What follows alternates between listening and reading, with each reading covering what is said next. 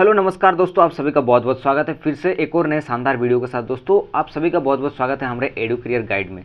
दोस्तों आज की इस वीडियो में हम लोग बेसिकली देखने वाले हैं कि जो एसएससी की तरफ से जो सीएचएसएल का फॉर्म आया है उसको हम लोग किस तरीके से भर सकते हैं, वो भी मोबाइल के जरिए बहुत ही इजी आसानी स्टेप्स के साथ। हम लोग आसान स्टेप्स के साथ दोस्तों फॉर्म को भरने वाले हैं। तो चलिए दोस्तों ज़्यादा वीडियो को देर न करते हुए वीडियो को शुरू करते हैं। तो चलिए वीडियो में आगे बढ़ने से पहले अगर आप चैनल पर नए हैं तो चैनल को सब्सक्राइब कर लीजिए और बेल आइकन को प्रेस कर दीजिए। इससे क्या होगा, हमारे लेटेस्ट आने वाले जो भी अपडेट्स होंगे छोटे बड़े वो आपको सबसे पहले प्राप्त हो जाएंगे। तो चलिए वीडियो को शुरू करते हैं। तो दोस्तों सबसे पहले क्या करना है, अपने मोबाइल पे कोई भी ब्राउज़र को आपको ओपन कर लेना है। ब्राउज़र ओपन करने के बाद आपको क्या करना है, यहाँ पे सर्च करना है। सर्च क्या करना है दोस्तों, केयरफुली यहाँ पे ध्यान से देखिएगा।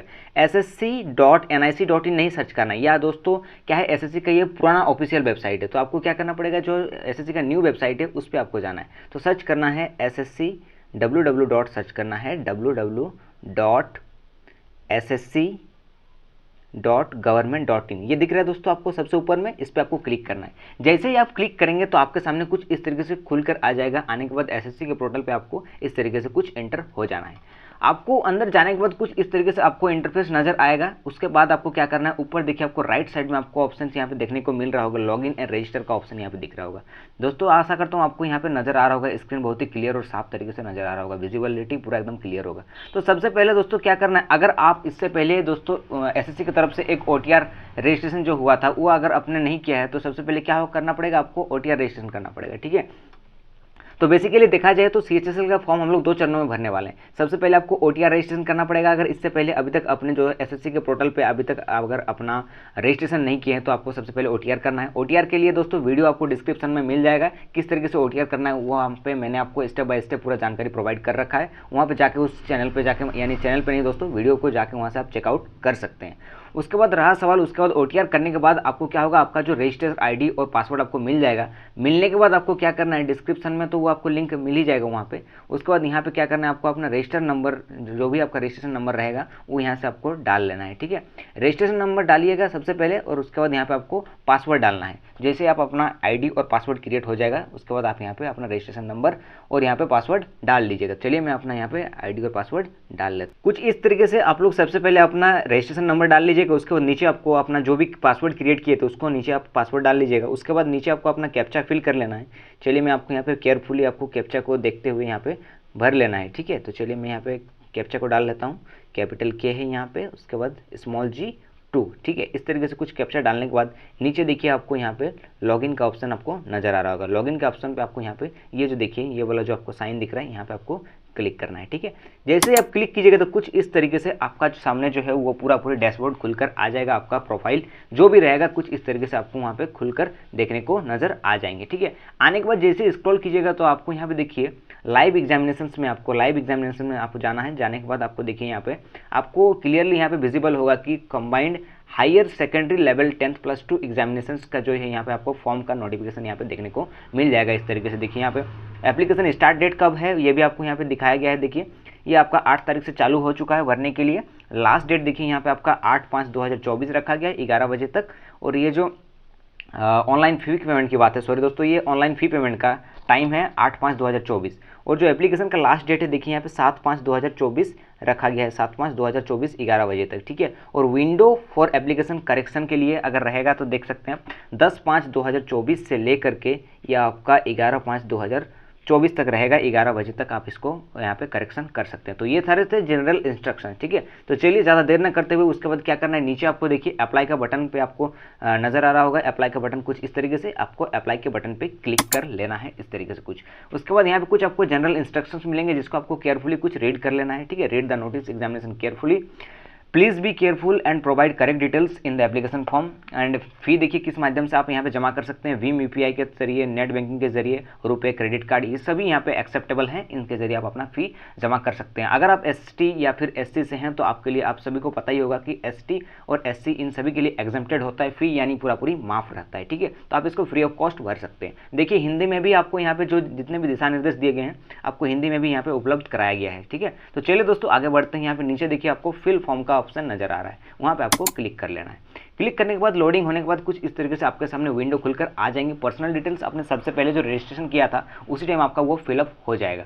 ठीक है, उसके लिए आपको नीचे डायरेक्ट आपको नीचे आ जाना है, इस पर आपको कुछ भी छेड़छाड़ नहीं करना है, क्योंकि आप जब रजिस्ट्रेशन किए थे तो वही डिटेल्स यहाँ पे ऑटोमेटिकली फिल हो जाएंगे। उसके बाद आपको क्या करना है, यहाँ पे नेक्स्ट का बटन आ रहा है नजर आपको, देखिए नीचे नेक्स्ट के बटन पे आपको क्लिक कर देना है। ठीक है, नेक्स्ट के बटन पे क्लिक कीजिएगा कुछ इस तरीके से। नेक्स्ट के बटन पे क्लिक करने के बाद लोडिंग होगा और पर्सनल डिटेल सक्सेसफुली आपका सेव हो जाएगा और कुछ इस तरीके से आपका पहला चरण कंप्लीट हो जाएगा। ठीक है, तो यहाँ पे देखिए 19 नंबर में आपको हाईएस्ट एजुकेशनल क्वालिफिकेशन मांगा गया है, तो यहाँ पे आपको हाईएस्ट एजुकेशनल क्वालिफिकेशन आपका जो भी रहेगा वो आपको यहाँ पे ऑप्शन के अनुसार यहाँ पे डाल लेना है। चलिए मैं यहाँ पे ग्रेजुएशन डाल लेता हूँ। डालने के बाद देखिए नीचे आपको 20 नंबर पे क्वालिफाइंग एजुकेशन मांगा गया है, यानी जो भी आपका इस पद के लिए क्वालिफिकेशन है तो यहाँ पे आप डाल सकते हैं। जैसे आप देखिए 3 ऑप्शन शो हो रहा है, 12th स्टैंडर्ड, फिर आपका इक्विवेलेंट टू 12th स्टैंडर्ड, और फिर है deemed graduation certificate issued by armed force. सबसे पहले 12th स्टैंडर्ड, अगर आपने 12th पास किया है तो 12th स्टैंडर्ड डालेंगे। अगर ऐसे भी कोई कैंडिडेट है कि 10th के बाद डायरेक्ट डिप्लोमा किए हैं तो वो भी दोस्तों 12वीं के बराबर ही होता है, तो उसके लिए आप सेकंड ऑप्शन चूज करके उसको भर सकते हैं, जो कि इक्विवेलेंट होता है 12th के। तो चलिए मैं यहाँ पे 12th स्टैंडर्ड जो है यहाँ पे फिल कर लेता हूँ अपने केस में। उसके बाद यहाँ पे यूक्यू स्टेटस में आपको पास या फेल, यानी पास और अपेयरिंग का जो भी है आप, यानी अगर आप अभी भी ऑन गोइंग आपका चल रहा है 12th तो आप यहाँ पे अपेयरिंग डालेंगे, अगर आप पास कर चुके हैं तो आप यहाँ पे पास डालेंगे। तो चलिए मैं यहाँ पे पास डाल लेता हूँ। उसके बाद यहाँ पे पास के बाद आपको यहाँ पे पासिंग ईयर डालना है, पासिंग ईयर आपका जो भी रहेगा वहाँ पे आपको डाल लेना है। चलिए मैं अपना 2015 डाल लेता हूँ। डालने के बाद आपको नीचे देखिए आपको स्टेट एंड यूनिवर्सिटी बोर्ड यहाँ पे आपको नज़र आ रहा होगा, तो आपका जो भी यूनिवर्सिटी यानी स्टेट से जिस भी स्टेट से भरे थे तो आप उसको, यानी जो भी अपना इंटर वगैरह कंप्लीट किए हैं तो उस स्टेट का आपको यहाँ पे डाल लेना है। स्टेट डालने के बाद नीचे आपको देखिए name of board and university, तो आपका जो भी बोर्ड और यूनिवर्सिटी आपको यहाँ से ढूंढ लेना है। ठीक है, तो मेरे केस में देखिए ये झारखंड जो है सेकेंडरी एग्जामिनेशन बोर्ड है, तो मैं इसे डाल लेता हूँ। ठीक है, तो डालने के बाद यहाँ पे आपको इंटर का आपको रोल नंबर डालना है। बहुत जन का जो है दिमाग में दोस्तों डाउट है कि कौन सा यहाँ पे रोल नंबर डालना है, तो मैं आपको बता दूं, नीचे आपको यहाँ पे 12th का अपना रोल नंबर डाल लेना है। यहाँ पे देखिए आप इस तरीके से कुछ अपना 12th का रोल नंबर डाल लेंगे। 12th का रोल नंबर डालने के बाद नीचे आपसे देखिए परसेंटेज का आपसे ऑप्शन मांगा गया है, तो आपका जो भी परसेंटेज रहेगा इस तरीके से आप अपना उसको निकाल के, यानी टोटल नंबर्स जो है आपका रिजल्ट में है उसको डिवाइड करके टोटल नंबर ऑफ सब्जेक्ट से, तो आपका परसेंटेज निकल जाएगा, इंटू 100 से मल्टीप्लाई कीजिएगा तो वहाँ पे आपको परसेंटेज आपको मिल जाएगा। परसेंटेज डालने के बाद आपको क्या करना है, अगर आपका CGPA में है, अगर आपको CGPA में मिला है तो आपको CGPA में भी आप यहाँ से डाल सकते हैं। तो जिस भी फील्ड में आप फिल करेंगे कोई एक चीज़ को आप फिल कर सकते हैं, उसके बाद एक ऑटोमेटिकली क्या हो जाएगा, डिसेबल हो जाएगा ऑप्शन, आपको यहाँ पे इस तरीके से देखने को मिल जाएगा। सारी डिटेल्स को अच्छे से भरने के बाद, क्वालिफिकेशन डिटेल्स को भरने के बाद हम क्या करेंगे, बगल में देखिए आपको यहाँ पे सेव एंड नेक्स्ट का ऑप्शन आपको नजर आ रहा होगा, यहाँ पे हम क्या करेंगे, इसको क्लिक कर लेंगे। सेव एंड ऑप्शन पे आप लोग क्लिक करने के बाद कुछ तो इस तरीके से लोडिंग होने के बाद एजुकेशन डिटेल्स आपका सक्सेसफुली जो है सबमिट होकर कुछ इस तरीके से आपको यहाँ पे नजर आ जाएगा। ओके के बटन पे हम लोग क्लिक करेंगे। ओके के बटन पे क्लिक करने के बाद एडिशनल इन्फॉर्मेशन 1 जो है यहाँ पे आपको कुछ इस तरीके से फिल करना पड़ेगा। ठीक है, तो ये पेज खुलने के बाद सबसे पहले ऊपर में पूछा गया है whether you an ex serviceman, अगर आप एक्स सर्विसमैन हैं तो यहाँ से आप येस क्लिक करेंगे, अगर नहीं है तो नो क्लिक करेंगे। चलिए मैं यहाँ पे नो क्लिक कर लेता हूँ। उसके बाद देखिए यहाँ पे आपको 22 नंबर पे आपको मांगा गया है कि वेदर सीकिंग एज रिलैक्सेशन, क्या आपको एज रिलैक्सेशन चाहिए कहीं, अगर आप SC ST या OBC, आपको पता ही है ST SC के लिए 5 ईयर्स का होता है और OBC के लिए क्या होता है 3 ईयर्स का होता है। तो अगर आप एज रिलैक्सेशन चाहते हैं तो येस क्लिक करेंगे, अगर आप नहीं चाहते हैं तो यहाँ पे नो क्लिक करेंगे। चलिए मैं यहाँ पे मेरे केस में येस सिलेक्ट करता हूँ और यहाँ से एज रिलैक्सेशन के लिए कैटेगरी में आपको कुछ इस तरीके से यहाँ पे मैं SC ST के लिए चूज़ कर लेता हूँ। उसके बाद देखिए यहाँ पे आप क्या अपना जो पर्सनल इन्फॉर्मेशन है वो अवेलेबल कराना चाहते हैं जो DOPT के ये में, तो अगर आप येस करना चाहते हैं तो कर सकते हैं और नो करना चाहते हैं तो नो कर भी सकते हैं, यानी दोनों में से आप कुछ भी कर सकते हैं, इससे कोई भी फर्क पड़ने वाला नहीं है। तो चलिए यहाँ पे मैं ये सिलेक्ट कर लेता हूँ। ये सिलेक्ट करने के बाद कुछ इस तरीके से हमारा एडिशनल इन्फॉर्मेशन भर लेने के बाद नीचे आपको देखिए सेव एंड नेक्स्ट का ऑप्शन यहाँ पे आपको नजर आ रहा होगा। सेव एंड नेक्स्ट के आप बटन पे आपको यहाँ पे क्लिक कर देना है। क्लिक करने के बाद कुछ इस तरीके से आपका एडिशनल इन्फॉर्मेशन डिटेल जो है सेव सक्सेसफुली हो जाएंगे। ओके पे क्लिक करेंगे, करने के बाद देखिए यहाँ पे आपका फिर से जो है एडिशनल इन्फॉर्मेशन सेक्शन 2 जो है खुलकर आ जाएगा। आने के बाद यहाँ पे आपको क्या करना है, देखिए आपको यहाँ पे मांगा गया 24 नंबर पे प्रीफर्ड एग्जामिनेशन सेंटर, यानी सबसे पहले आपको अपना एग्जामिनेशन सेंटर से यहाँ पे फिल करना है। सबसे पहले प्रेफरेंस 1 देना है कि आप कहाँ पे देना चाहते हैं। तो चलिए मैं अपना प्रेफरेंस 1 यहाँ पे भर लेता हूँ। यहाँ से चुन करके आपके एरिया में जो भी रहेगा अपना कंफर्टेबल के अनुसार यहाँ पे जहाँ पे आप अच्छे से जा सकते हैं, जो आपका नज़दीकी पड़े एग्जाम सेंटर उसको आप यहाँ से सिलेक्ट कर लीजिएगा। चलिए मैं सिलेक्ट कर लेता हूँ, यहाँ से जमशेदपुर में डाल लेता हूँ। सेकेंड प्रेफरेंस में देता हूँ, उसके बाद मैं रांची डाल लेता हूँ। रांची डालने के बाद मैं थर्ड प्रेफरेंस में यहाँ पे मैं कलकत्ता डाल लेता हूँ। ठीक है, तो इस तरीके से आपको जो है यहाँ पे 3 प्रेफरेंस देखने को मिलता है, प्रेफरेंस 1, प्रेफरेंस 2, प्रेफरेंस 3। तो तीनों में आप अपने अनुसार जिसमें भी आप कंफर्टेबल रहें अपने अनुसार 3 जगह को, यानी सबसे पहले आप सबसे नज़दीकी जगह डालें, उससे पहले उससे दूर, और उसके बाद थर्ड प्रेफरेंस जिसको देना चाहते हैं, इस तरीके से 3 प्रेफरेंस डाल लेंगे। डालने के बाद नीचे देखिए आपको 25 नंबर पर आपको यहाँ पे लगा गया है कि लिखा गया है medium for computer based examination test, यानी सीबीई जो आप देने वाले हैं। ठीक है, कंप्यूटर बेस्ड एग्जामिनेशन टेस्ट जो देंगे आप कौन से मीडियम में देना चाहते हैं। अगर आप इंग्लिश में देना चाहते हैं तो इंग्लिश में दे सकते हैं, अगर आप हिंदी में देना चाहते हैं तो हिंदी में दे सकते हैं, यानी कौन सा विषय में यानी आपको डिस्प्ले होगा वहाँ पे स्क्रीन पे। तो चलिए हिंदी में यहाँ पे डाल लेता हूँ मेरे केस में। उसके बाद नीचे आपको फिर से वेरीफाई करना है उसी लैंग्वेज को। वेरीफाई करने के बाद देखिए मीडियम फॉर टाइपिंग टेस्ट, अगर आपको टाइपिंग यानी देखिए दोस्तों यहाँ पे एलडीसी और डीओ का पोस्ट है, तो यानी बेसिकली इसमें टाइपिंग का ही सारा खेल रहता है, तो यानी आपको इसके टाइपिंग टेस्ट भी देना जरूरी होता है। तो टाइपिंग के लिए आप कौन सा लैंग्वेज सिलेक्ट करना चाहते हैं, आप जिस भी लैंग्वेज में आप कंफर्टेबल होंगे टाइपिंग देना चाहते हैं उस लैंग्वेज को आप यहाँ पे डाल सकते हैं, और उसी पे प्रैक्टिस कीजिएगा दोस्तों, ताकि आप जब स्किल टेस्ट हो तो उसी लैंग्वेज पे आप कंफर्टेबल रह पाए। तो चलिए मैं मेरे केस में इंग्लिश डाल लेता हूँ। डालने के बाद उसको भी आपको क्या करना है, टाइपिंग टेस्ट को भी वेरीफाई करना है। वेरीफाई करने के बाद नीचे देखिए यहाँ पे आपको 27 नंबर 27.1 पे लिखा है are you person with benchmark disabilities. अगर आप 40% से ज़्यादा आपका अगर बेंचमार्क डिसेबिलिटी है तो आप ये सब यहाँ से यस और नो में भर सकते हैं। तो लेकिन मैंने दोस्तों ये जो है पहले ही आप रजिस्ट्रेशन के दौरान ही ये सारी चीज़ भरे रहते हैं, तो यहाँ पे देखिए इसीलिए ये क्या है डिसेबल नजर आ रहे होंगे, सारी चीज़ों को यहाँ पे देखिए डिसेबल नजर आ रहा है। ठीक है, उसके बाद हम लोग क्या करेंगे, यहाँ पे 27.3 पैराग्राफ में चलते हैं। तो 27.3 में यहाँ पे आपको पूछा गया है कि do you have a physical limitations. यहाँ पे आपसे पूछा जा रहा है कि लिखने वगैरह में कोई किसी प्रकार का अगर आपको दिक्कत वगैरह होती है तो यहाँ पे आप येस और नो का सिलेक्ट कर सकते हैं। तो ये पहले से देखिए यहाँ पे मैंने जो है यहाँ पे नो सिलेक्ट कर लिया हूँ, क्योंकि मुझे लिखने वगैरह के लिए कुछ भी दिक्कत नहीं होता है। तो जिस भी कैंडिडेट का है तो यहाँ से आप नो सिलेक्ट करेंगे। अगर आपको इनकेस दिक्कत होता है तो यहाँ पे येस सिलेक्ट कीजिएगा, आपके लिए यहाँ पे देखिए फिर 27.4 जो ऑप्शन जो यहाँ पे ओपन हो जाएगा, जहाँ से आप अपना स्क्राइब के लिए यहाँ से अप्लाई कर सकते हैं, यानी येस के बटन पे क्लिक करके आप अपना स्क्राइब डाल सकते हैं। तो चलिए मैं फिलहाल यहाँ पे नो को सिलेक्ट करता हूँ, तो ये नीचे सारे जो है सब क्या हो जाएंगे, स्क्राइब वाला सेक्शन भी पूरा एकदम यहाँ से डिसेबल हो जाएगा। होने के बाद 28 नंबर से आपसे पूछा गया है वेदर 12th स्टैंडर्ड पास। आप आपने जो है 12th अगर आपने यहाँ पे मैथमेटिक्स था, अगर आप जो 12th लिखे थे तो उसमें क्या आपका मैथमेटिक्स था, तो अगर आपका मैथमेटिक्स था तो आप क्या है कि आप जो है डीओ के पोस्ट के लिए भी अवेलेबल हो जाते हैं डायरेक्टली। अगर आपका मैथमेटिक्स नहीं था तो आप यहाँ पे नो सिलेक्ट करेंगे, अगर आपका है तो ये सिलेक्ट करेंगे। तो चलिए मैं यहाँ पे ये सिलेक्ट कर लेता हूँ। ठीक है, ये सिलेक्ट करने से क्या होगा, आप डीओ के पोस्ट के लिए भी यहाँ पे एलिजिबल हो जाते हैं।